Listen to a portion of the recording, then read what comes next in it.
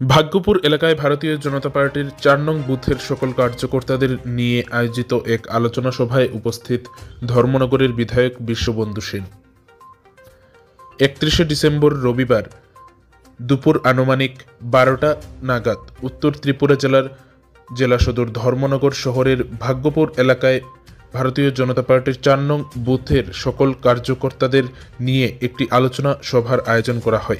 এই আলোচনা সভায় মূলত আগামী ২০২৪ লোকসভা নির্বাচনকে সামনে রেখে ভারতীয় জনতা পার্টির কার্যকর্তাদের বিভিন্ন কর্মসূচি সম্পর্কে আলাপ আলোচনা করা হয়। পাশাপাশি দেশের প্রধানমন্ত্রী নরেন্দ্র মোদীর নেতৃত্বে ভারতবর্ষে কী কী উন্নয়নমূলক কাজ হয়েছে এবং ত্রিপুরা রাজ্যের মুখ্যমন্ত্রী প্রফেসর ডক্টর মানিক সাহার নেতৃত্বে কী কী উন্নয়নমূলক কাজ হয়েছে সেই সকল বিষয়ে আলাপ আলোচনা করা হয় এবং সেই সাথে আগামী দিনে ধর্মনগরে আরও কী কী উন্নয়নমূলক কাজ হতে চলেছে সেই সকল বিষয়ে ভারতীয় জনতা পার্টির কার্যকর্তাদের সাথে আলাপ আলোচনা করেন ধর্মনগরের বিধায়ক বিশ্ববন্ধু সেন।